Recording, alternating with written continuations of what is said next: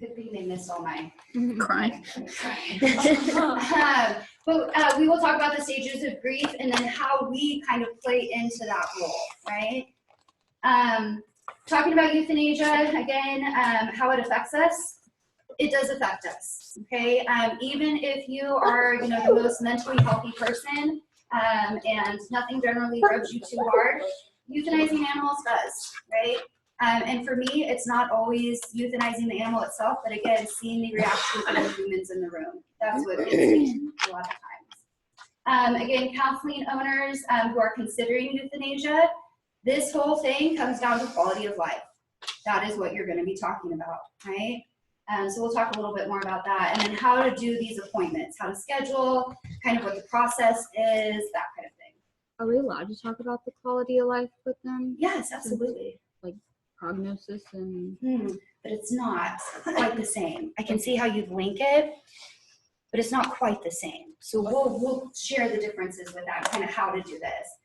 So again, euthanasia of large animals, all the different ways we can euthanize, and then of course we'll talk a little bit about burnout and compassion fatigue too. Yes.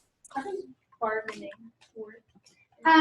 So usually that's not necessarily with the death process, but part of the disease process that leads up to that. But we'll get there. We'll cover each of those 5 steps. Okay, so lots of people have pets, like everybody. We have collectively like 50 or more. Okay, so a lot of people have pets. Not a lot of people have money saved for their pets, and that's okay. That is a crusade of my own. You can join me in that if you'd like or not. But it's something that we need to think about and talk about, when people are asking our opinions on, what puppy to get. Well, it's not just about what puppy, but again, are you financially able to take care of this animal? But lots of people do. Lots of people have animals for lots of different reasons, right? Just as a companion, whether or not it's a service animal, all different types of reasons. So again, new roles for pets are, having that golden retriever who lives at the nursing home. That's the bomb, right? That's awesome. Cats who live in nursing homes. Those different types of locations that we're seeing pets pop into. Again, all the different types of assisting animals for every physical and mental, disability. So lots of reasons that we would be connected to our pets, right? Not just because we love them. Maybe they serve a purpose for us that's bigger than just being that pet. So then, of course, pet loss is pretty significant. It's a pretty big deal, right? I mean, there's all sorts of people who liken this to losing a child. Now, I haven't lost a child, but I can imagine, right? When we call our animals fur babies, right? I mean, that really is. We're putting that kind of love, attention, and investment into these animals. I'm going to try like hell to somehow crop this door because I'm sweating things off. Is there not a lock thing up there that you can push? I don't know that works. Okay. There isn't a thermostat in this room. Yeah, it's hot. So going with this, again, if it's a single 80-year-old old lady who just lost her 20-year-old Yorkie and she lives by herself in a nursing home, does she have anybody she can use as a support, to talk to about that loss or to help her grieve? Sometimes not. Sometimes, guys, and I've experienced this with a handful of clients, they don't have any friends. They don't have any family. They have their pets, and the one social place that they come is the vet's office. And they come like 3 times a week just to talk to you because you're the only person who talks to them like they're a person. No joke. Plain like them. There are those people. Number one. There are those people. There are those people, and we attract them for some reason. But if you can imagine when that one person has an animal who dies, again, like who do they go to? They come to us. They come to us. So it is very important that, again, we are okay with talking about death, that we're okay with talking about the process, we're okay with talking about the counseling, right? When I talk about counseling, guys, it really comes down to like 4 words. Tell me how you feel. And I just sit here and shut up. I don't say anything. I don't need to. Usually they just need to get it off of them, right? So counseling isn't hard. It's not like you need to be a grief counselor by certification to be able to do this effectively, right? But just tell me how you feel. I'm here for you. I'm here to listen. And that can be as easy as counseling.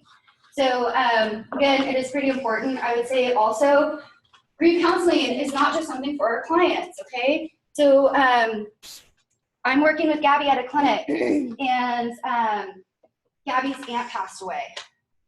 She's in a really bad place right now. I'm grief counseling her too, to a certain extent, or I can, right? So again, it's not just about our clients, but also kind of as a team collectively to reduce compassion fatigue and to reduce burnout, because again, we are supporting each other as well, okay? So grief, mental anguish over the loss of something. Right? It's hard to sometimes explain or define, but you have just this sense of a hole in your life that you cannot fill. Nobody can fill it. Right? What do you do? It's a crappy feeling, right? It's kind of crappy feeling.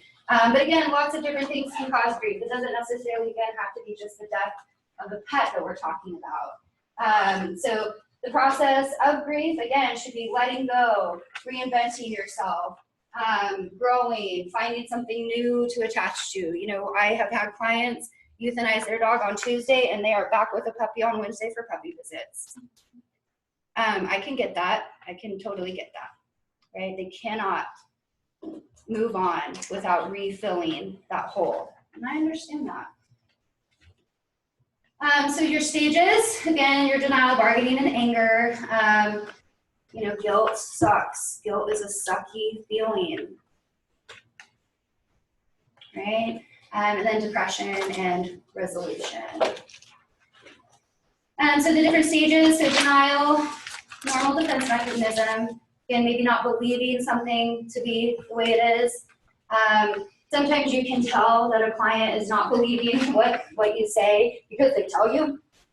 They tell you that you're wrong, or no, he doesn't need to be euthanized, or any XYZ really mean statement. But oftentimes you can tell. And you're gonna need to find a different way to try to explain things, right? And maybe you don't explain and come to a resolution today, like we really need to put your pet to sleep. But I can tell that you're not there yet. Why don't we make you come in on Thursday? Why don't you come back on Thursday, Miss Smith? We can talk a little bit more about this then. We always tell them to make a bucket list and do everything their dog wants to do. That's not a bad And they idea. come back Sure. a week later. Yeah, come back and we can talk about it and see from there. I don't dislike that at all.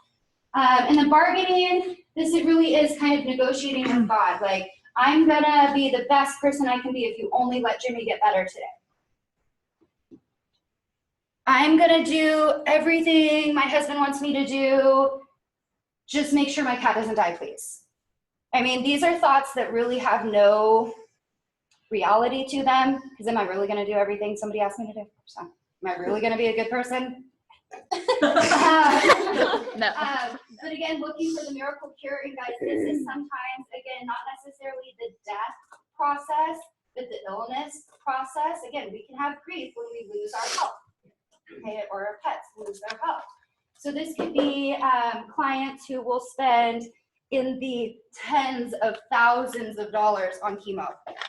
They will do chemo, they will do radiation, and then they will still do surgery. Just because maybe, right? Spending the thousands of dollars, and you know, there's really no hope, no point. And that's something we can see with a lot of our clients, right? So yeah, that's kind of a tough one, And oftentimes, guys, we don't always see every stage exhibited in front of us, right? Usually we see the anger, right? They are pretty vocal with that one publicly. But this is something that they might be doing, kind of on their own, and or again, going overboard with treatments and cures. And then anger. So again, all the stages of grief. It's not a 1 through 5 process. It's an all over the place, back and forth, stuck in zone 3 for years, right? Or they can move back and forth into this. Again, with the guilt, is anger at yourself That's pretty true definition of guilt, wouldn't you say? Anger towards yourself. And that's exactly, I could say, how I would define it, especially in my situation. So again, anger can be directed at us for sure. Anger could be, directed at other people in the family, maybe even other pets in the family, right? Okay, guys, fudge, man, once you open a can, you can't really close it, right? So there was a time, I lived in these apartments and you had to like walk up 3 steps to get my apartment door, and then you had to walk 3 down to get outside. And Jimmy was always super excited when I got home, right? Because he loved me and he loved Kona and wanted to like totally play with us. And there was one time like he got out of my apartment and I kind of like kicked him a little bit back with my foot. I didn't kick him, but man, after that whole bloody pee dying, and I'm like questioning myself, did I kick him too hard? Like, was that me? Did I do something? I mean, guys, again, it's hard to turn that switch off. It is. So I just remembered that, yeah, I do remember thinking that maybe, I kicked him harder than I thought I did. I've scooched him with my foot for years, and yeah, you just don't know. You just don't know. Depression, this is one of those things that, yeah, we can call depression grief. We want to think of it kind of a little differently, right? So depression has lots of different symptoms. So irritability, not being able to sleep, not wanting to eat, not wanting to hang out with your friends, lots of different things, If we see a significant change in our client's behavior from maybe the time that they euthanize to the time that they come up and pick up their cremation box, if we don't see that they've made some improvements, it's okay to ask, hey, do you need to talk to somebody? I've got an exam room open, let's go chat, right? And if that's not enough, and they're talking about suicide and that kind of thing, you wanna make those resources available to them, right? As far as, hey, Mrs. Smith, I'm gonna shoot you an email here in a few minutes with a couple resources, right? So it gets deep. We deal with a lot of human emotions, especially, regarding sadness, death, all of that kind of stuff. Working with animals, working with people who are emotional, working with really traumatic situations, working with people with no money, that is all grief that we experience, and again, leads to that compassion fatigue that we talked about. Again, seeing trauma, seeing stress of others, and kind of taking it on ourselves, making it almost manifest as our own trauma or stress. And that's something where you guys really will need to get to a point where you can leave the bags at work, right? Just like you leave your personal baggage at the door. When you leave work, you want to leave work baggage at work, right? And not let it come home with you, not let you, be anguishing over these cases or situations, or the client who yelled at you and called you a money grabber. You just want my money. You just want to kill my pet. You'll get that, guys. You will get that sooner or later, okay? You have to leave it at work. You can't let it consume you. As far as acceptance goes, is the last stage, or generally one of the last stages that we experience with grief. This is coming to an understanding that it is what it is. There's nothing I could have done. It worked out the way it was supposed to have worked out. And that's hard. It's easier to say than truly believe, right? And you're not going to ask your clients, have you accepted Frankie's death yet? Well, have you? Of course not, right? But again, through behavior, through interactions, through actions of their own, like did they get a new puppy? They may be resolved and accepted and moved on, right? So you might be making, it's not good to make assumptions, but you might be making assumptions to how your client is feeling, or maybe what stage they're dealing with. Guys, I love you guys. When I share and got a little choked, some of you guys got a little choked. So I can tell in a good way, those really big bleeding hearts, that when you see somebody else cry in an exam room with their pet being euthanized, it's okay for you to cry too, right? It's okay for you to cry too. I think that that's the biggest form of empathy that you can act out, right? Or is anything that you can say going to show that you're feeling what they're feeling more than you crying? Okay, Great, exactly. But if you aren't a crier, that's okay too, right? That's where, you know, the hand on the back, you know, a pat. If you think the client is okay doing that, you know, again, judge your clients, judge them. You know, that hand on the back can be just as soothing as them seeing you tear up too, right? Okay. All right, so euthanasia. Generally, the decision does not come out of anywhere. Generally, this is something that's been talked about either from the beginning of the disease process through, or it's been talked about, you know, at senior visits, or whatever the case might be. Generally, there's some kind of background to euthanasia. Again, most clinics, most practitioners won't euthanize an animal for behavioral reasons, unless it's, you know, pretty severe aggression, in which case that is a health concern. So again, generally there's a plan for this. The idea with euthanasia is, again, to check the quality of life. Does he have a good quality of life, and what does that mean? When I ask people, well, what do you think about Frankie's quality of life? They give me that kind of weird look. Does he like when you get home? Is he like super waggy when you get home? Yeah, of course he is. Does he like it when you pick up his leash and get ready to go to the dog park? Oh yeah, he totally does that. Does he like it when you open the bag of chips and he runs up to the counter like he always does? Okay, it sounds like he's doing pretty good at home. He likes what he likes. He enjoys the things he enjoys. He's showing that to you. You can tell that he's okay and he's happy, right? But if he's not excited to see you when you come home, doesn't want to do the things that he likes to do, like walking or going to the dog park or having a treat or whatever it might be, those might be things that can signal to us his quality of life has diminished because of the disease process or what have you. The idea with euthanasia is to end suffering, right? To stop the suffering before it's too much. Because none of us want to have our babies, our fur babies, suffer, right? So the idea is to kind of nip the disease process kind of in the bud with euthanasia before it becomes something that's really causing pain or suffering to that animal. And it's hard for clients sometimes to know when is the right time. So taking a history, getting you know, client information, this is almost more in depth than a normal history that you take from a client in terms of, you know, is the dog eating, drinking, pooping, peeing, and what have you. But really getting down to the, you know, dirty. Does he enjoy the normal things, you know, that make his life good? And if not, then maybe we need to talk. I find sometimes with clients when we're questioning, like, is it time, is it not time, is it time, is it not time? I think sometimes going over the process with them helps. So I'll say, okay, Mrs. Smith, I know it seems like we're not quite sure where Frankie is yet.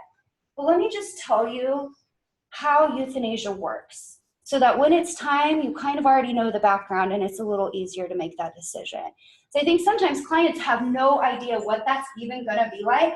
They're not even going to face it because it's way too unfamiliar to them, right? But if we walk through the process and this is what's going to happen and then this happens and then this, they kind of feel a little bit more comfortable with it.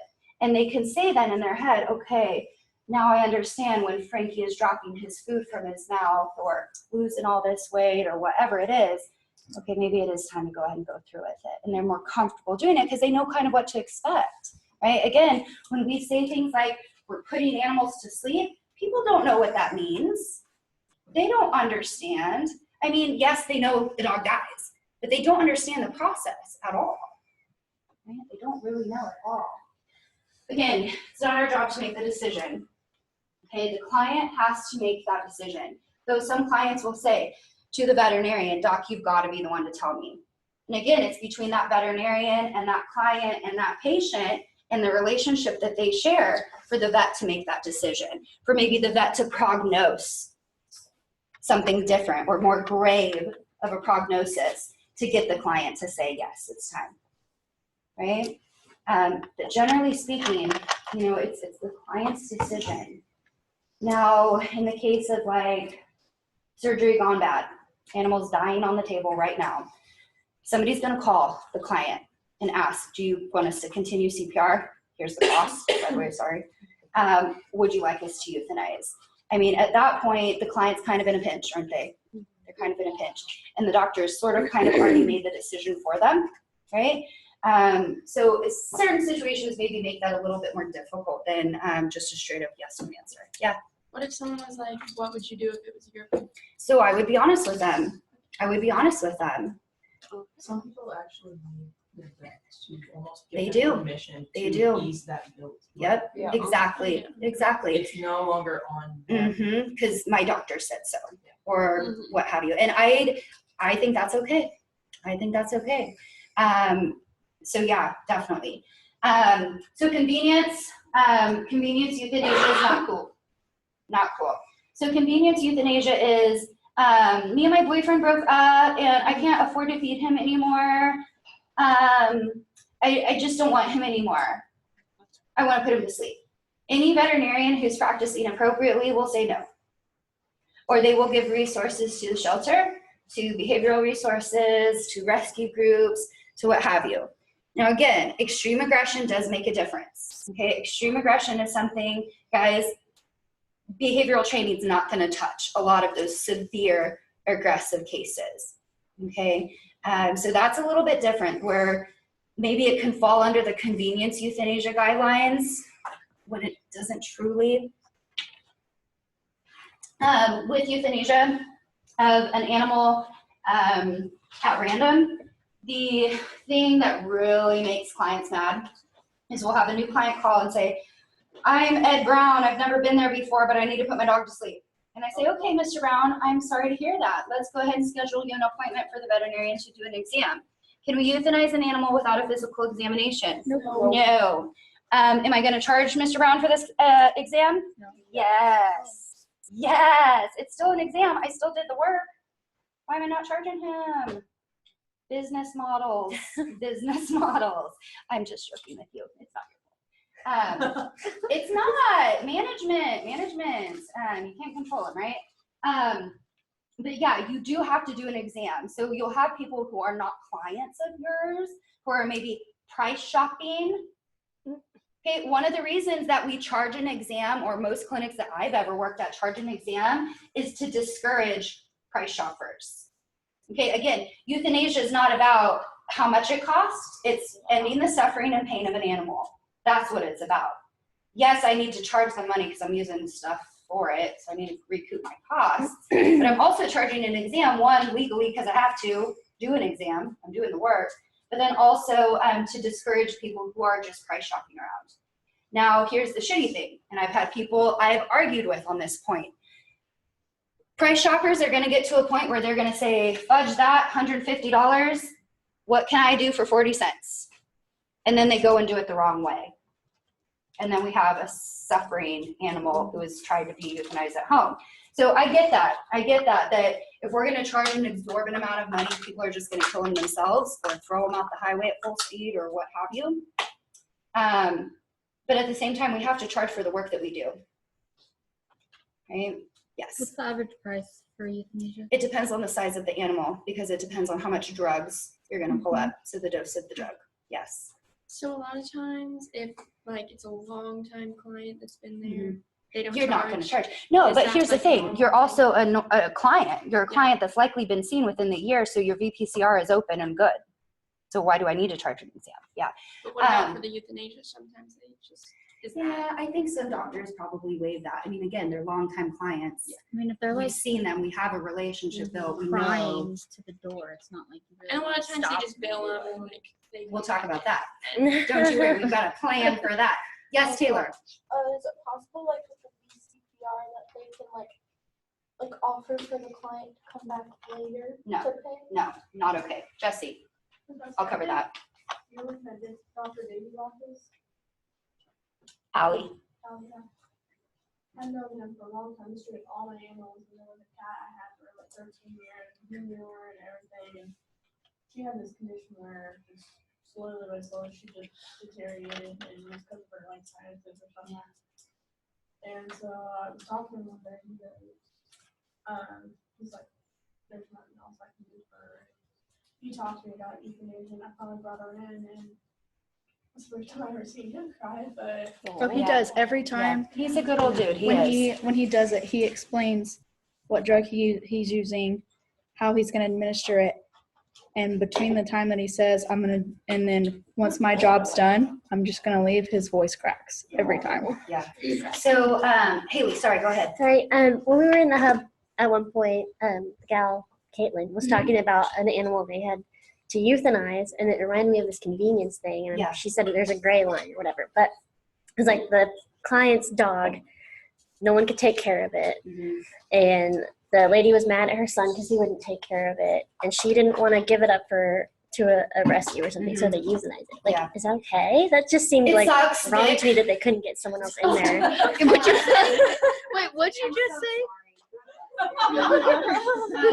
What'd you So- say?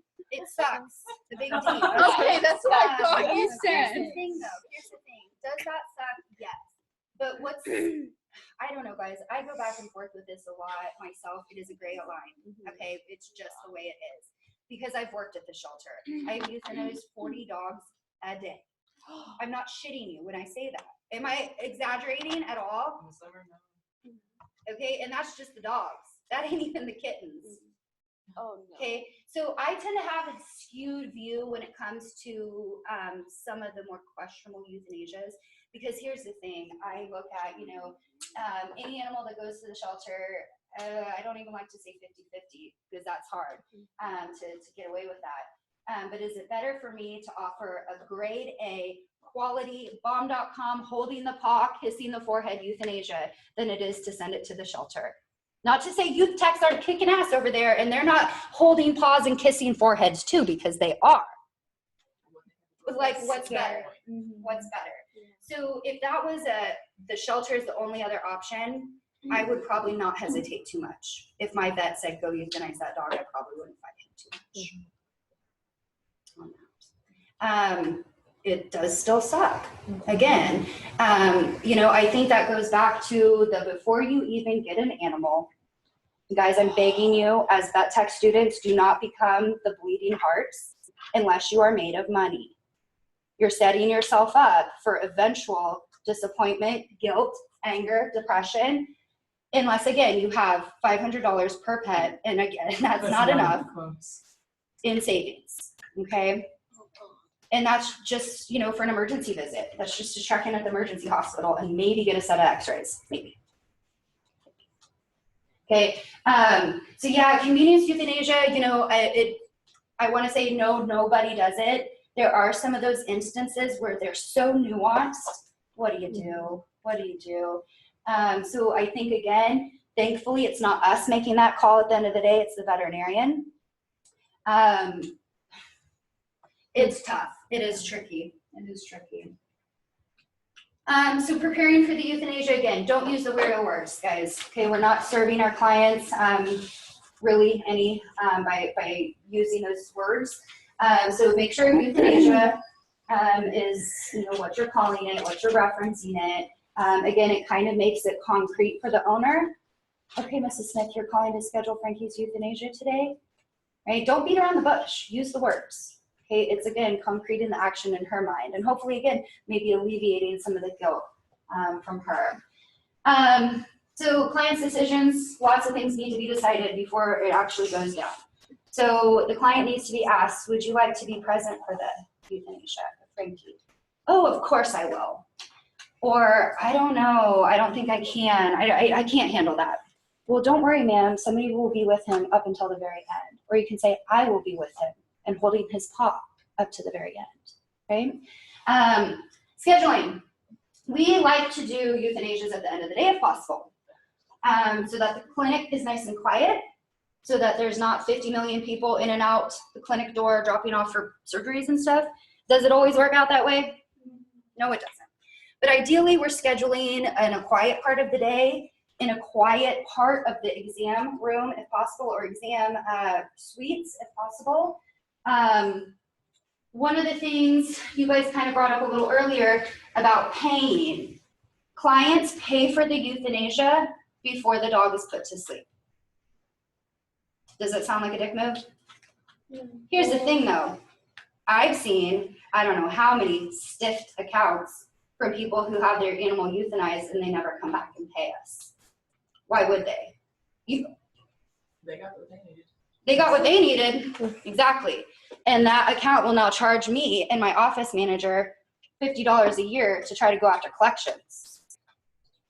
So clients pay for euthanasia before they even go in the exam room. That's just the way it is. Now your clinics might do it different, or again, for that 30-year client, Dr. P will have them send a check in the mail because she, again, trusts them. She's had them as clients forever. Somebody who just walked off the street, I'm sorry, we're gonna pay.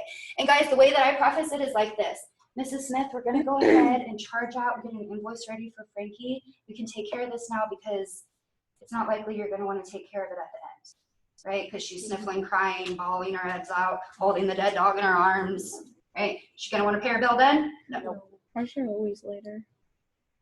And that's okay. And that's- It's a business model situation. That's all it is. But this is the best way to ensure you're getting paid for your services. Okay. Just to be clear, vet clinics don't generally bill, period. For common horses, they used to go in. Maybe I would say not here. No, Again, because people rip us off. that makes sense. I mean, ask Dr. P how much money she has wrapped up in collections right now. Oh, really? Ask Vesh how much money they have wrapped up in collections / rescues. Yeah, for the Oh, yeah. rescues, yep. Horrible about it, dude. Don't get me Why even do they started keep on the doing rescues those right now, for the dude. rescues then? Like rescues. Do they cut the like rescues off in a certain babies point, or or- they just? Because they don't have the No, I'm money. doing all the Yeah, fucking they work don't have the for money. 50 different rescue dogs. Where's my money? Why do they keep taking them? That's a gold question. Gold question. And it's not like I'm against rescuing animals, guys. I'm not. But again, as a business, as an organization, I want to open a dog rescue. I need some money. Okay. A continual influx of money, not just something to start. Yeah. Right. So That's the you guys problem. have probably Yeah, there seen, is. I'm not going to name names, but a lot of people will post bleeding heart posts on Facebook. Oh my God, this dog has 2 days left on death row. I need $500 to save him. Okay, that dog needs euthanized. Just gonna be the first one to say it. We don't need to rescue that dog. There's 50 cajillion others. Okay, the other thing that gets me, and you guys can think what you want of me, I'm putting it all out there. The rescues, I have a really big problem with rescues who try to get donors to spend $5,000 on orthopedic procedures. Again, in my mind, I know I'm a black heart, evil, deaf bitch. That dog needs euthanized. That $5,000 can go to spaying and neutering and doing preventative medication on how many animals?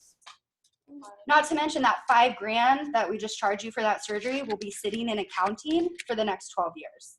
Or not to mention, they'll get up the money for this $5,000 surgery, you'll get it done, they'll foster it out, It's and just then gonna they be a can't revolving pay for door. any of the follow-ups. Yeah, and that's another tricky part. They'll Oy. skip the. Or the rescues paying to bring Guys, I don't know. It's hard. It's such a gray zone, just life as a vet tech. It really is. It's hard to have, one, rule that fits all because, yeah, I mean, I'm all about dog rescues. Yeah, they do great things. I don't like the way they do it. I don't like how they've turned dog rescuing into some kind of profit. And there has been a case here locally of a woman who's done exactly that, taking money from nice little bleeding hearts like Sam and using it to buy her groceries. What? Yeah, What? that happened I here. remember Shit, seeing you not Who? in Wichita. Not cool. Doesn't surprise me. Honestly, yeah. We can Doesn't talk surprise later. me. If you Oh, search, you no. can find the article on Facebook Yes, if you you guys can. want to Are know. you serious? Yes. That pisses me off. There's some sketch. Um, people. Do you think it's because we don't have, animals care does not have insurance companies? At least, anyone can walk into an emergency room and you have to be treated. Yeah. You don't guarantee that you're going to pay for They that. have, what is it? They have credit. There's credit you can get. Care credit. credit. Yeah, but you still have to pay care for that. credit. They have That's kind of a animal joke, care. especially for our population who live in Wichita. So my thing about pet insurance, don't do it. It's kind of a joke. Instead, save up $500 cash in a savings account per pet, because that's probably what you would pay monthly Yeah. for a year's worth of insurance. Pet insurance is a joke. There's actually a whole week, I think, on it, maybe in this class. Yeah, so we'll cover And that. I mean, it's not like you're expecting your dog to break its leg. every Well, and single even month. when so it it's does, like, it covers the exam and the pain meds. It does Right. not cover x-rays, orthopedic surgery, surgery. post-op rehab, Mhm. post-op medications. So it really does not cover what it should. Will we get there someday? I think maybe, but at the same time, I think there's so many things wrong with human health care. Yeah. Most of the There most of the is, insurance have you pay up front and they reimburse you what they Mhm. want. And again, our clients in Wichita, they don't even have 500 saved. So Mhm. again, they can't be reimbursed anything because they don't even have it to start with. Mhm. But I will say, my sister and her dog Hank, she's had 2 orthopedic procedures with him. And I told her, I said, that dog, I said that was a bad idea. It was a walking freaking Beppo. So he wasn't even 1 and he broke his arm. He broke his radius and ulna. That was like $5,000. He had to go up to VCA up in Olathe, Care Credit, because she sure as shit didn't have the money. And I sure as shit couldn't help her. A year later, he ruptured his ACL and had to get that repaired again, VCA back up in Olathe. And that was another $5,000-6,000 bill she's still paying on. And now he's 7, and I think he's starting to go neuro. Rottweilers, guys, Rottweilers, full breed dogs, right? Full breed dogs. And we've had the discussion of, well, they're gonna think I'm just trying to kill him for no reason. I'm like, no. He has examples, clear examples of him losing his shit over normal things. You can make a pretty clear case to the vet. Does that Goner. happen with Dobermans? They say their brain swells. Is that? Whether or not that's it exactly, yeah. A lot of our full breed dogs, Rotties in particular, a lot of our spaniels, Brittany's, all the different spaniels, they just go. I don't want to say they snap, because that's just not like a term we should use, but they just snap. So the weird thing is now my 13-year-old nephew crawls around to play video games on the floor. So he'll like be sitting playing video games, and then he'll like, because he's a lazy 13-year-old boy, he crawls himself up to like the couch, and Hank now takes that as a threat. Oh. Hank will come running into the living room after him. And I told him, like, stop doing that. Stand up, walk to where you need to go. Like, stop crawling around like an animal, because he's obviously taking that as something weird. And I don't trust it. I don't trust it. Yeah, he's been a good dog, but now I do worry about him. So recognizing pain, fear, and distress, this can be in the patient. This can also be a lot of times, though, in our client. Okay, so recognizing that they're nervous. Again, hopefully we've decreased their nerves because we've kind of outlined exactly what the process is going to be to them, maybe even more than once. So hopefully they're not as anxious or nervous about the procedure. But again, they know what's happening. They're going to walk out of here without their fur baby, right? That cannot be a feeling that, feels good. So, letting them know right from the check-in, right from the time that you get their invoice going and all of that, we're here for you. We're here for you. We can have this take as long as you need. We're in no rush, Mrs. Smith, even though we have a 5 o'clock appointment scheduled right after this, and we better hurry. You can take as long as you need, right?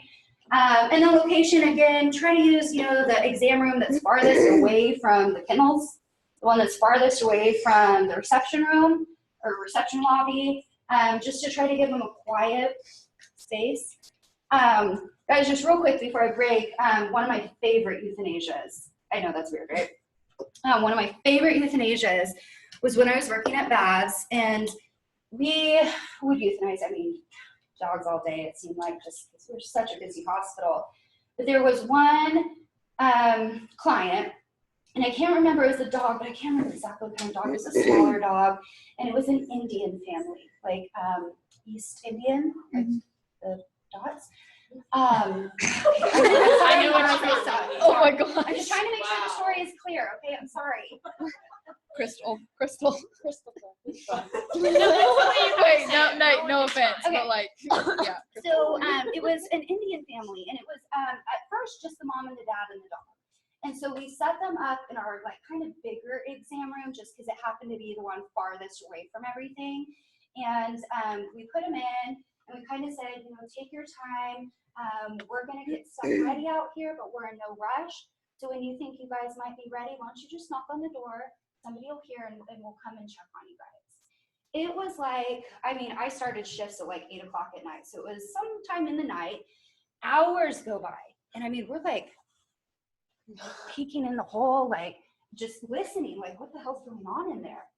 And then out of nowhere, No, seriously. we could tell that other people had come into the exam room, and the receptionist had said, yeah, the whole freaking family's in there. Like everybody came to see this dog off.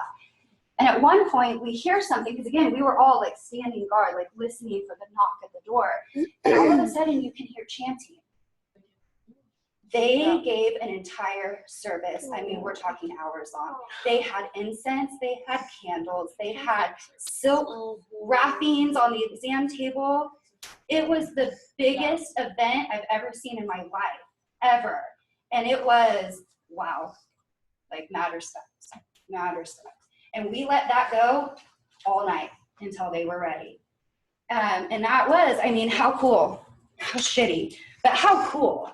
Right? Again, that whole family came to say goodbye to this pet at the hospital. I'll never forget that. It was one of the coolest things I've seen.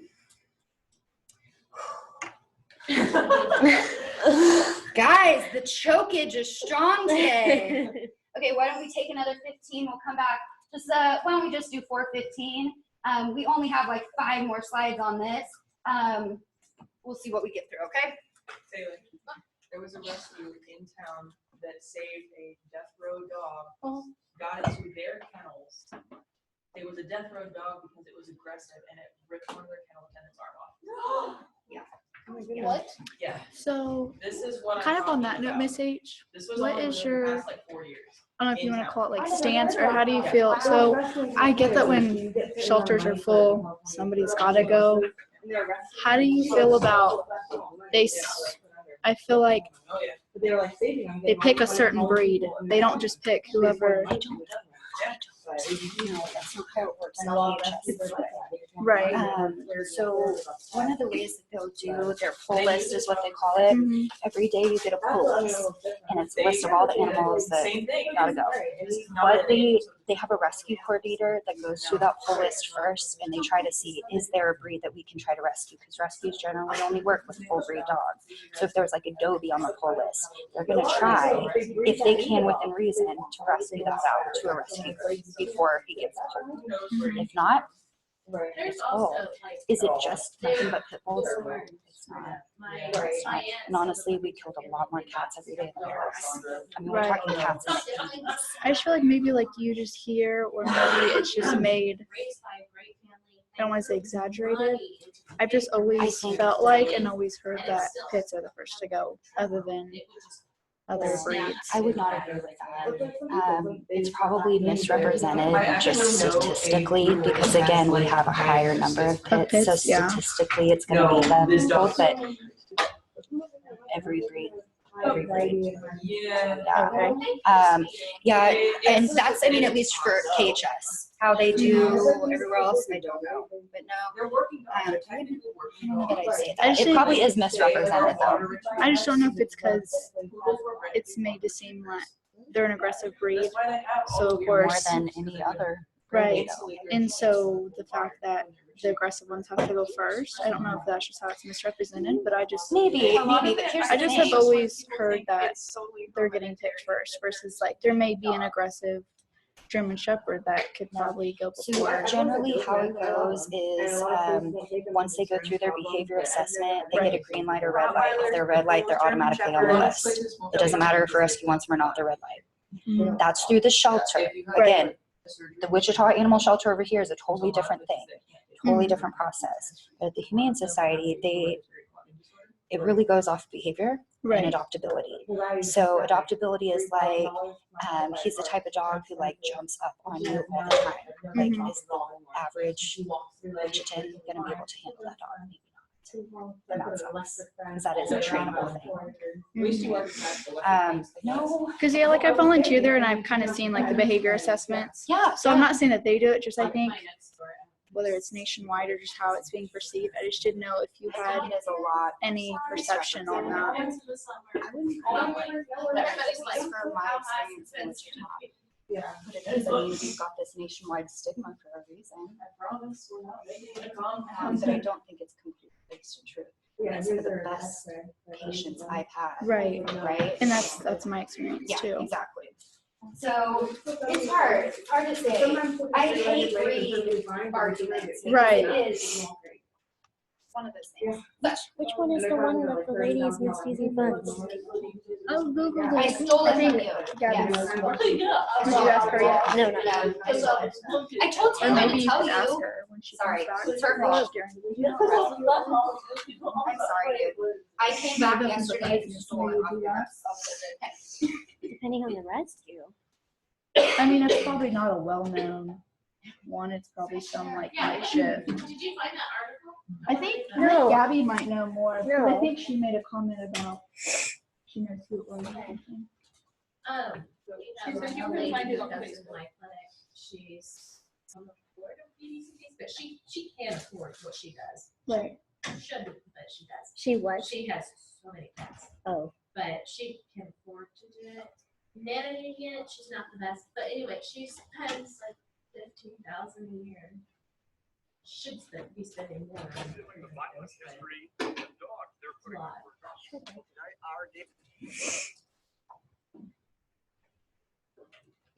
I wonder if it's someone like that. Oh, LA, Hey, did you know who that LAPD rescue was that she was talking about? The girl that that's misusing funds. Oh, I totally forgot what rescue it was, but I did see the article on Facebook. is it like a recent thing or like a few years back? I think it happened recent.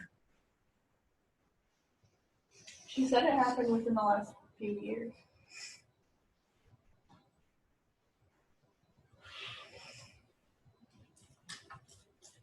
Can't find anything.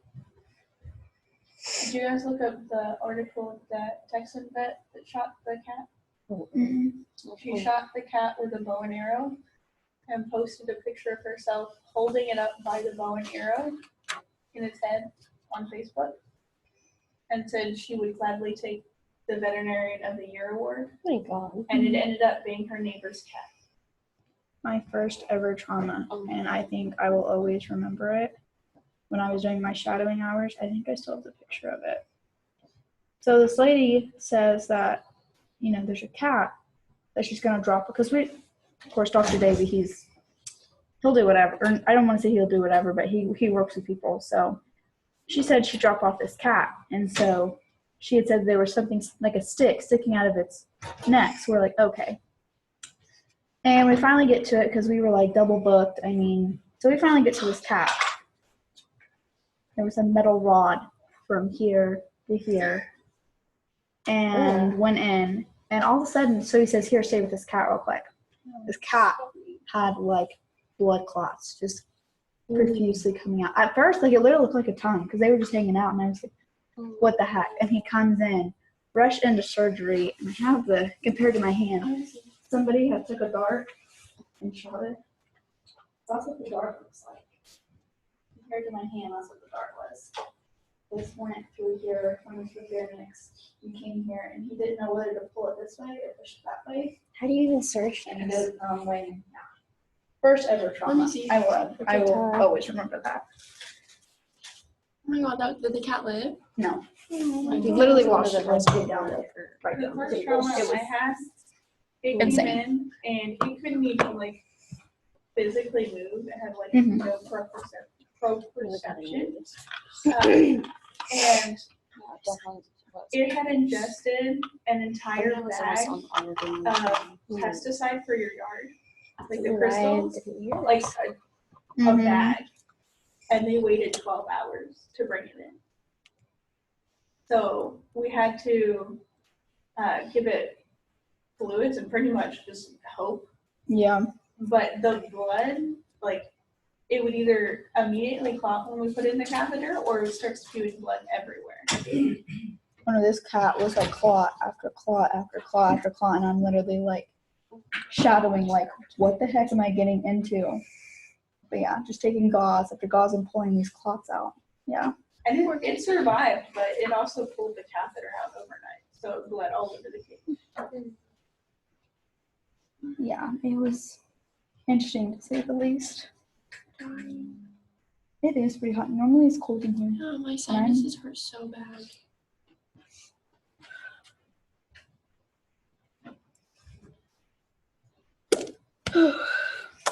I texted my mom and I said, we're talking about euthanasia in class, so kiss my little fur man extra for me. Give him some treats. Tell him he's a good boy, perhaps the best boy.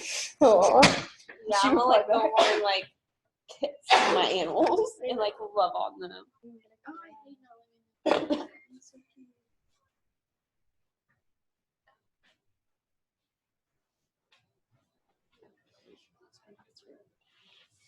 I think it's sad because I'm gonna have to put down my cat soon.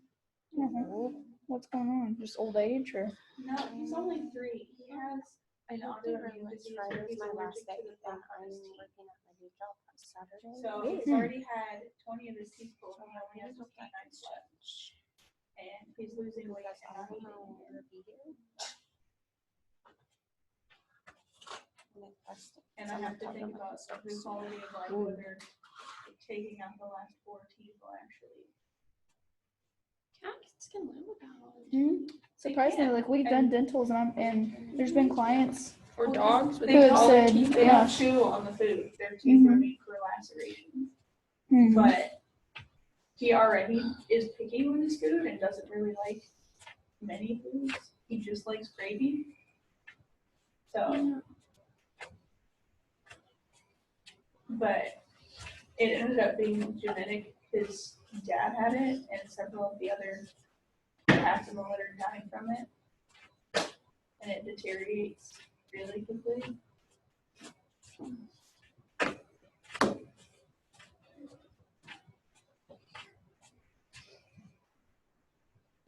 I can't find anything on that. The lady? Yeah. What you talking about? Did it make like headlines or like news or? Probably not.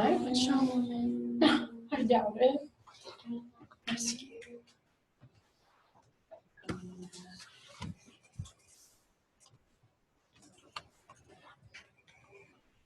I don't know if it's any confident.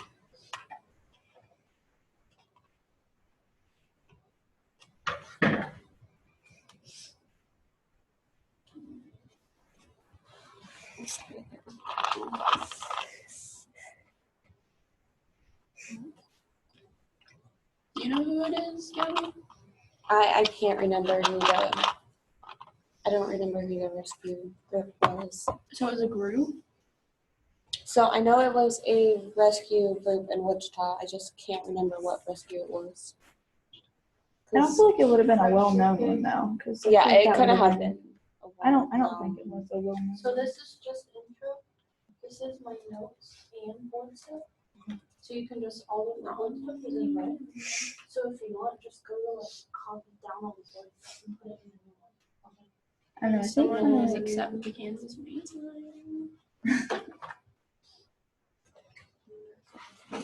yeah. I mean, they have the right mission. Their heart's in the right place, but some of the procedures, some of the ways they have things, What I I can do just is don't I agree can with. have a board stuff or make a document and then I can show you. Like behind the scenes, like with volunteering there. I mean, I haven't gone there in a while because of At the the Humane Society. instance that I had there with the lady. But I mean, their heart's in the right place, but just some of the way they go about things just is not. I had a friend who Okay. worked there and she like hated her boss, so she didn't work there. Well, the reason I stopped going, a little bit before I started my summer job, and then that would have been probably a month before I went and got Hazel. This lady, of course, they have a lot of pits there, and I always kind of gravitate towards, because I always walk the dogs and stuff, so I always gravitate towards letting the pits out, because I like spend time with them, and I have no idea. because they may or may not get extra attention in. So this other lady has this other dog walking. Well, the dog that I had was super sweet dog, but it was one of those that didn't like other dogs. So like when she got on a leash, she was walking around, perfect dog, but then once it saw another dog, I mean it. Yeah. So there's like the back part of the building where you can walk, and there's like the play yards, and then you can go around the front or something, and there's like a yard over here. And this lady was walking with this other dog, and I said, hey, can you like like move back, or can you like go some, because this dog's fearful and it doesn't like the other dogs. And this lady literally laughed and like instigated this dog that I had. And I'm literally sitting there. Do I get pissed? Because I'm literally sitting here like, don't let go of this dog. Because if I let go of this dog, like sad about something. it's gonna do that.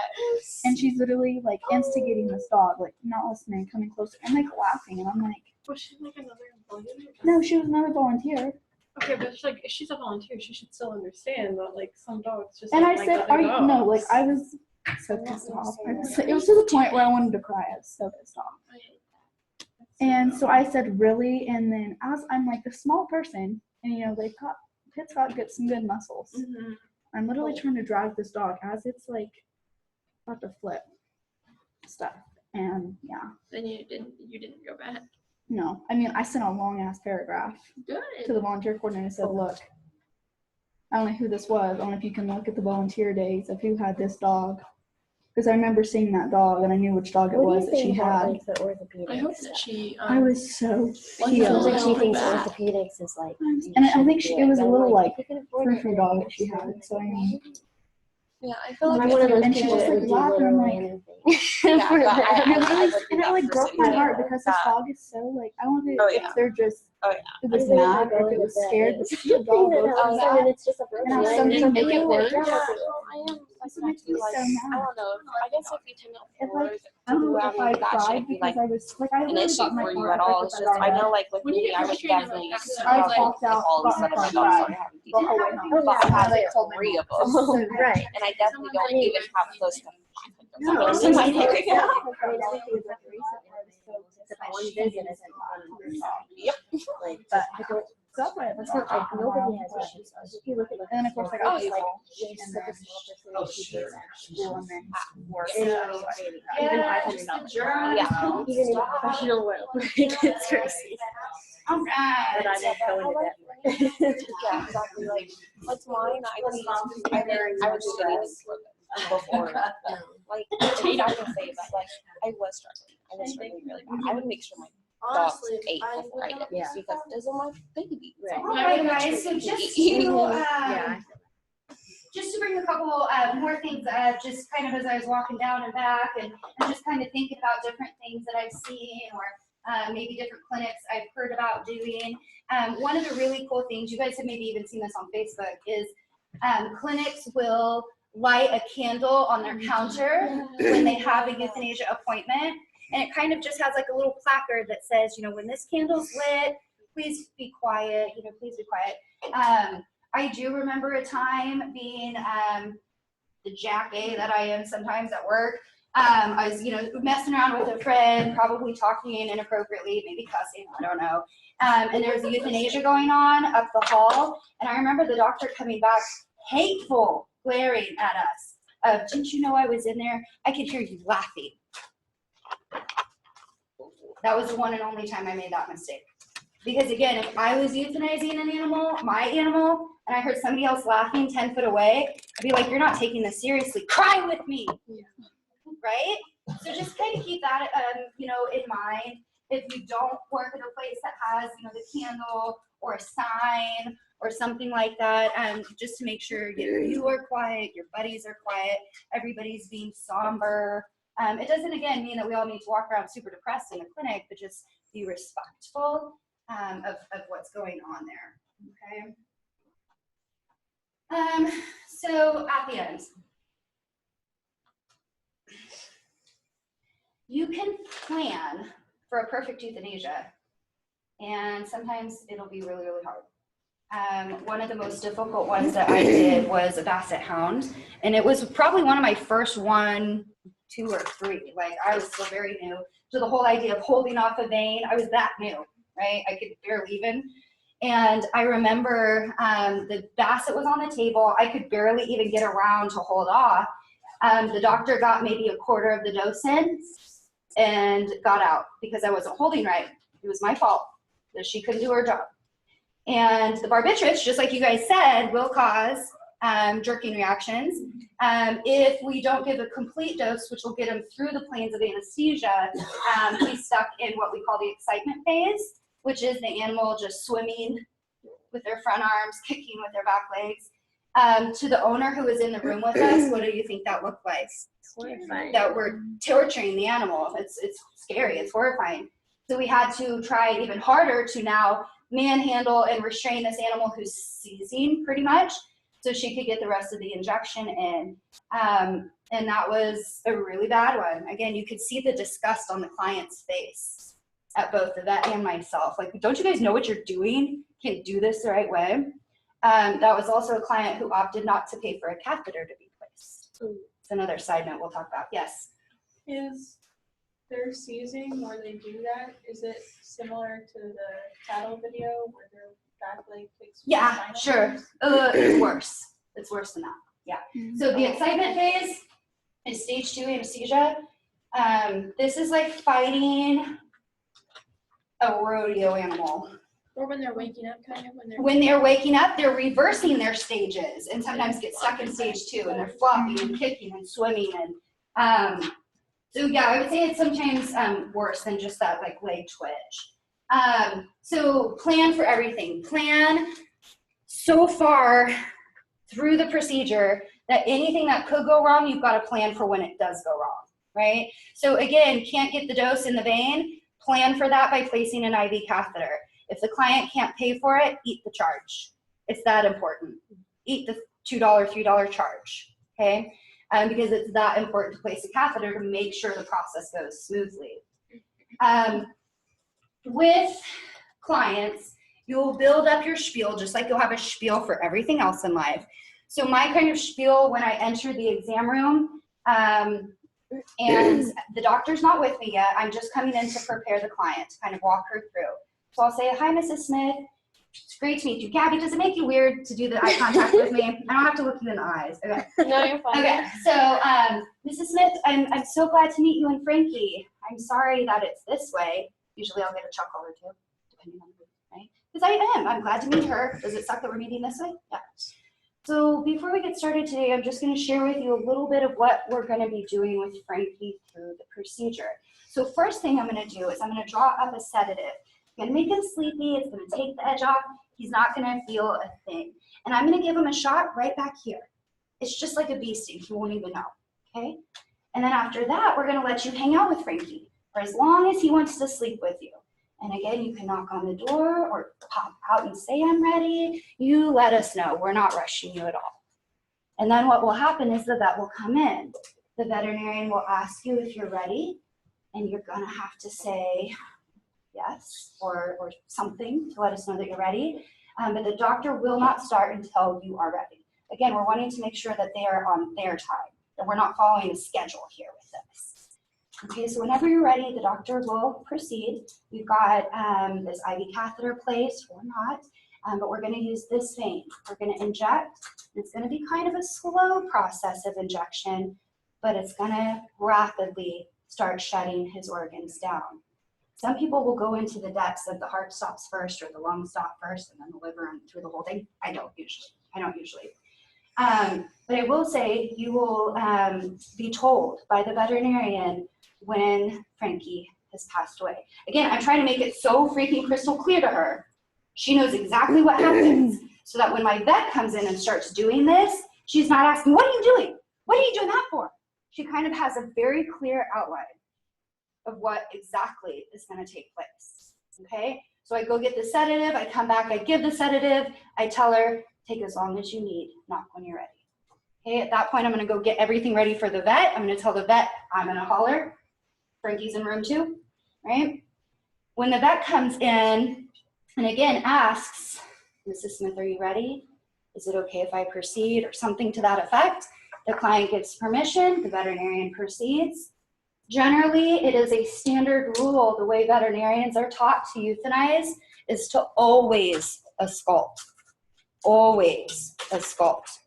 And always make a pronouncement, okay? If I am the only person in the room and I'm doing the euthanasia, I always auscult and I always make a pronouncement. Okay, so after the injection's been given, I'll give it about a minute. Okay, I'm letting the owner absorb the minute. And then I'll take my ears out and I'll listen. And I will say, he's gone. he's dead. It's done. Something like that. To again, make a pronouncement that he is dead. Okay? Very important to auscult and to pronounce. Why do you think that is? So you know for sure that he's gone. So the client really does know. You guys hear, this is a Missouri case, I think, and I think it was a Rottweiler too, actually. I have to look it up, the specifics, but it's something, the lady got the dog euthanized, took the dog home in a black trash bag, put it in the garage, she was gonna bury it tomorrow, the dog came back to life. What? We had one Yeah, of those. look that one up. How? Really? Well, not like completely back to life, but we had put the Fatal Plus in it, Mm-hmm. and he said to stay with it, and then all of a sudden you could hear it start breathing or like trying to get its breath, and I said, yeah, this is not dead. Yeah. When asked him, he got more Fatal Plus, and then it was. Yeah, and that's kind of tricky too, with dosing sometimes. Most vets I have worked for follow the requirements for the barb dose and then add 10 mils to that, just to be absolutely sure that it's an overdose, because there is nothing worse than giving the first dose and it not being enough. That is bad news bears. One of the other things that some vets that I've worked with will go through is something similar to that, as far as when his lungs stop, oftentimes you will hear the lungs exhale, and owners sometimes think, oh, they're still breathing. That's just a normal, as the body relaxes, the air gets pushed out. It's just a normal thing.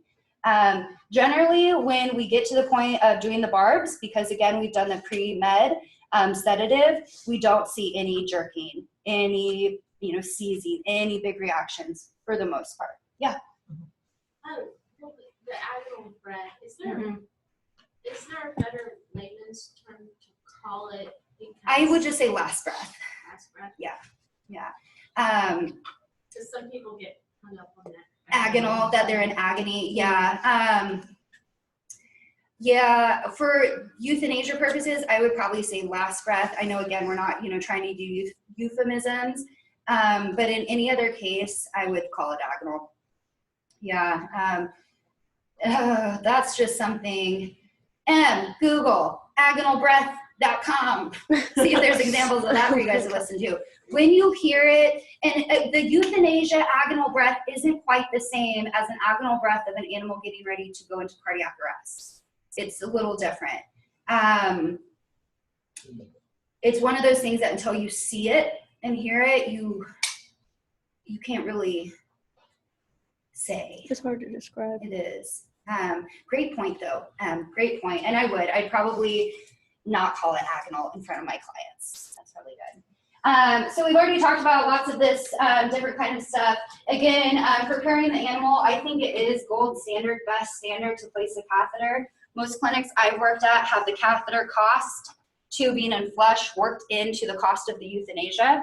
So there's no client question, do you want a catheter or not? And then you have to explain the benefits of the catheter versus not. So it's just become standard to place a catheter at the time of pre-med. Okay. Again, it kind of depends on the patient, kind of depends on the owner. Owners who are euthanizing maybe are more obnoxious than the ones who are not euthanizing, in terms of, you can't take my dog to the back. I want you to do everything in front of me. Have fun placing that catheter in a dead and dying dog in front of the client. That's hard.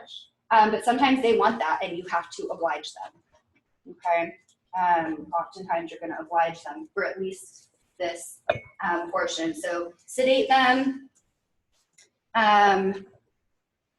give them a catheter, draw everything up and get it ready.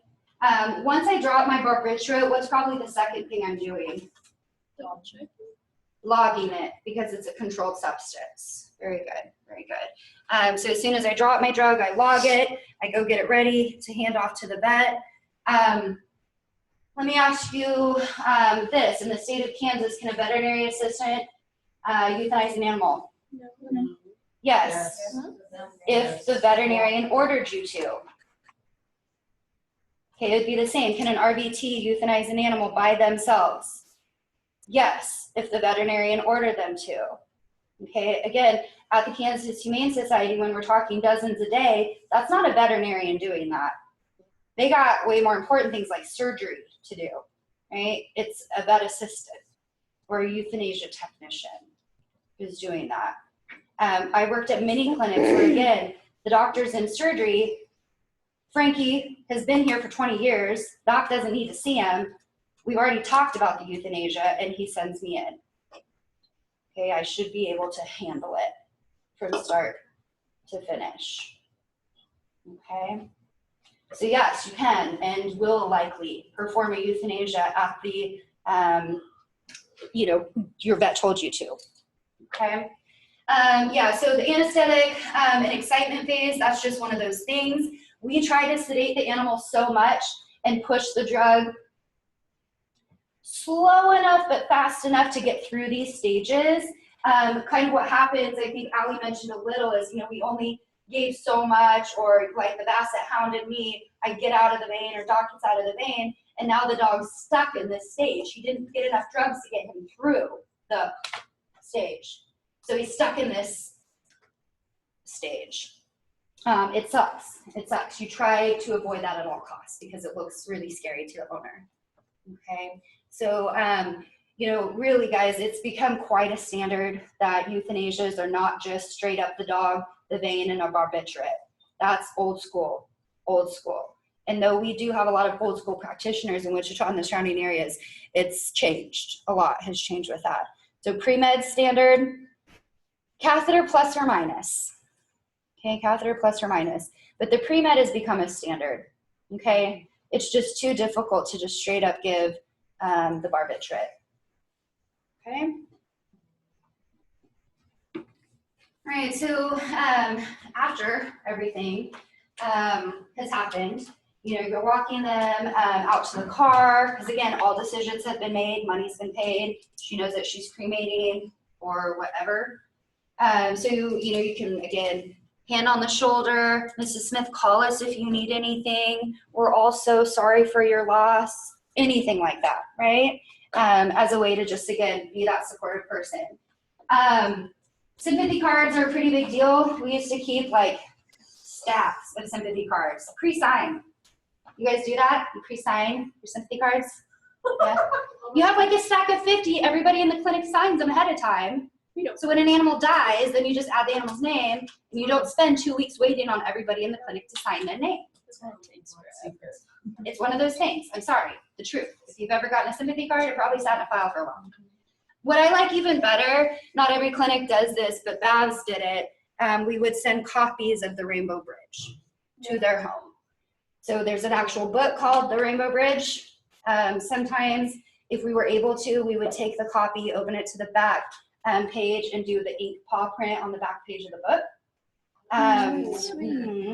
That is a lot of money to send, a book to every client. But again, does that make sure that those clients come back? Yep. It does. There's a statistic out there, it's in your McKernan's, of how many people won't return to the vet's office where their dog was euthanized previously. That's pretty jacked up. It's high. I think it's like, it was stupid high. It was like 60%, I think, if not more.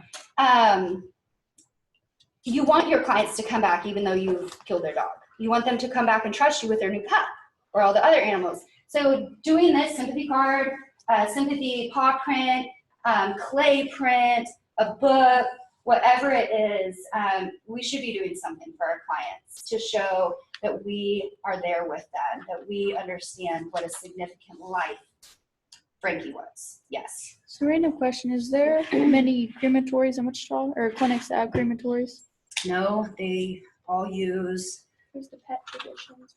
Yeah, but they're outside of town. Where are they? No, they're 21st Bridge. Okay, then that's not the one I'm thinking. That's not the one I'm thinking. I just wondered In fact, because I know. I feel like it's out towards you. Well, I know we have Dr. Davey has one at his house that sometimes he does private ones. And then, no, like dead serious. And then we have our own, and we do all of the ones in El Dorado because none of the other clinics. Yeah. So a lot of times we'll get some from. Yeah, I can't say I know any clinics that have their own crematorium. Obviously, the shelter has theirs. I feel like that gave me more nightmares than ever performing the euthanasia. You had to do that? I will never forget that. To cremate, you have to go throw the bodies in the oven. You literally and then you put have them to in clean the oven yeah, out. you put them in a big So- thing, put the dead body in That's the the shitty thing. part of the job for $9 an hour. Oh shit. Yeah, I Um, remember trying to put a Not doing Doberman that. in there and not Not getting him to doing fit. Right now. yeah. So, I've never. you can send, if it was that 40-year-long client, and that client has brought 10 different animals over the span of 40 years, and Frankie just died, we might spend like a $50 arrangement at Dylan's and like send it to her house to really show again how much we care about you as a client, how much we care about your loss. That's not something that is for everybody though. I think Chewy does that. Really, Chewy? I think if I they think know, they do, I think they I know get if birthday your cards from them. if your For if my your pet pets. dies, and Yeah. they send you a floral arrangement because we have That's clients that tell us that. That's awesome. And then memorials, some clinics here in Wichita do work with the Humane Society. It's like $10 a paper to put your pet's name on a brick that's in the shelter. So a memorial is a way that you can, recognize the loss of your client's pet. When the Hutch Animal Shelter was building, it's such a ghetto little place, but when they were building themselves, we would have people either donate, just everybody we asked to donate money to build these, brick pavers, but we would definitely always cover the cost of our animals who got euthanized for like that year as they were building it, and we would send pavers. So we covered the cost of that as a, hey, your animal's now going to be memorialized forever at the new Hutchinson shelter. And that was kind of a big thing for them, right? Let me tell you, just making sure none of you work at this place. The clinic that I took Jimmy to during his whole thing, I can't talk too much shit because I really like the doctor there, the one doctor there, and I like most of the technicians there. And I have very personal relationships with a lot of their staff, but they didn't ever send me anything. They never even called to check up on him. And I was even more pissed off a year later when I got his rabies vaccine card. Because Will you get a reminder? now here's the thing, should I have called and said, hey, Jimmy just died? I wasn't in the head then, right? That ain't my job. Not to mention when he was seen for an emergent condition at a GP, the GP should have put a reminder in for 2 days from now, call Amanda Hackett and ask about how Jimmy's doing. Find out, is he better? Did he get a blood transfusion or has he died so we can update our records? I was pissed. I don't recommend people there anymore, even though, again, one of my best friends works there. One of the vets that I respect and admire, he works there and I bow to him. But I have a hard time with little things like that. That's what irritated me I remember the one time, because like I'm technically not supposed to do the phones, but there was like 3 phone calls all at once, and the phone that I decided to pick up, it didn't get put in the computer, and she was beyond pissed So wouldn't you be? that she got a reminder that his rabies vaccination was due. Yeah. And I remember sometimes you don't know or felt so can't bad. know. But Right. like I felt, especially for Jimmy, that I never got a recheck phone call or follow-up, because I used to be in charge of follow-up phone calls. Like that would be 6 of my 8-hour day was sitting on the phone calling clients from 2 days ago. Like that's good practice right there. That's how you get repeat customers. That's how you get that recheck and owner compliance and that kind of stuff. So many clinics I found have stopped doing that, and I don't know why. I feel like it's crazy to me. So again, the stress of euthanasia, even if it's a perfect procedure, everything goes gold standard. Couldn't have been a better, process. It still sucks. It still does add on or weigh you down, no matter what it is. I think though, guys, for me, the way that I try to frame euthanasia, and especially euthanasia where owners are not present, now it becomes my job. I'm going to do the best MFing job right up in here, right? So I tend to not get mad at my clients for not being present. I'd rather be the one because I know I'm going to send them off like right? Where if the owner was present, that might have added stress to the animal. It might have added stress to me and made me miss the vein or whatever, right? So sometimes not having the owner, don't look at it as, oh my God, this animal's dying by himself. No, he's not. You're there. Do your job. right? Okay. Again, knowing your views, what do you believe? Will you euthanize an animal for no reason? Will you fight your veterinarian if ordered? What's your gray zone? Okay, you will be building this as you see cases, as you participate with euthanasias, as you perform them yourselves. You're going to decide, okay, I don't like that. I don't like that. I want to do it different, right? Again, guys, you're going to be the ones, if you work at a clinic now that does not use IV catheters, again, I'm not telling you to go question your people, but it is your job to advocate for your patients and for the profession by saying, why don't we place an IV catheter to make sure that our euthanasias are more smooth, right? It's okay for you to question and hopefully even make a change in clinic with, certain areas like this. Again, I think that it's a good idea for the entire team to have collective talks about what is okay for us, because nothing breeds tension in a clinic more than varied opinions. And we are all very opinionated people, right? Y'all are just like me, I know it, I know it. So being able to, have a staff meeting on, what kind of euthanasia cases will we take, right? Sometimes you have to have those actual talks. Sometimes people know, they think they know, but again, if you're not having that discussion, open discussion, it's hard to know for sure. What does Dr. Sally think about this? Right? Yeah. Can you explain more of how the IV catheter helps it go more smoothly? So it's direct IV access. I do not have to hold off. I can just give it. So if I have an IV catheter placed in a patient, I can be the only one in the room. I don't have to have somebody restrain. I don't have to have somebody hold off, because again, the animal's sedated, so he's not moving. But if I didn't have an IV, it wouldn't be as easy for me to do it completely by myself. But then also it makes it go a lot smoother, again, in terms of you don't have to dig around and find the vein. Again, with most patients, they're old, dying, they have no blood pressure. So even if you put a tourniquet on, the vein ain't popping, you ain't seeing it. So that's where, ideally, if you can get a catheter placed, you're not messing around again in front of the client right before he's going to die. Yeah, efficiency. The argument to that is that's $3 I don't need. I can, do it however. That's fine.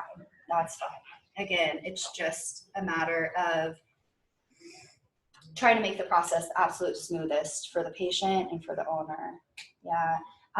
Sometimes explaining the catheter to clients, again, that whole, I don't want you to take them in the back and poke them with another needle. They're already going to get poked and die.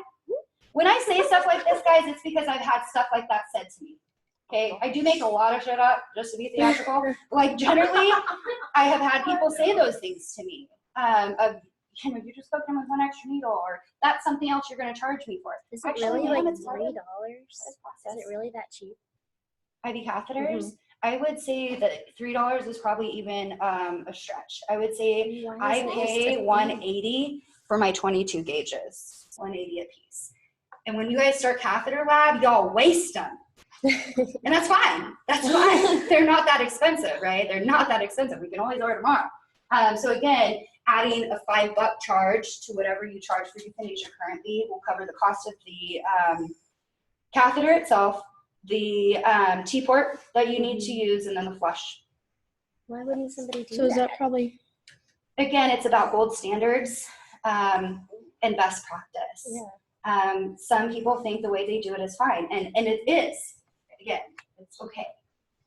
But it is gold standard or best practice to place the IV catheter. Is that how new veterinarians will probably do it, is with a catheter, versus older ones probably don't? Exactly. So again, discussing your limits, thoughts on the process. One of the things that I wrote an article about, I think it was published in KVTA newsletter. It wasn't anything big or major, but it was something that I was really starting to wonder about, like, what is the process that human medical people go through to avoid compassion fatigue and burnout? Because though their levels industry-wise are just about as high as ours is still really high compared to like EMTs, RNs, trauma surgeons, what have you. And one of the reasons that I researched that humans do a little bit better with compassion fatigue is because they have what's called crisis intervention. So after something really shitty happens at work, really bad case, really bad euthanasia, whatever it might be, the team gets together and has a little talk.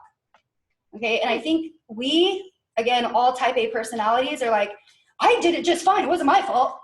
I didn't have anything to do with it. That's not what this is about. Let's just talk about what happened. Okay, the IV catheter must have gotten out, dog started seizing, clients freaking out, calling her husband on the phone. Like, what happened? What can we do to prevent those things from happening? And then again, just getting it out before you go home and take all of that stress out on your family, you're getting it out with your team. The problem with veterinary medicine is our teams are not true teams. Oh my gosh, preach. Oh my goodness, preach. That's a whole other day's lecture. Wow, that just made my day. 'Cause, yeah. They're teams, but they're really not. A true team has, I am just as worried about you as I am about me. And that's not generally true in clinics. And I don't know how to change that, except for to breed minions that will change the world. I don't know how to say it.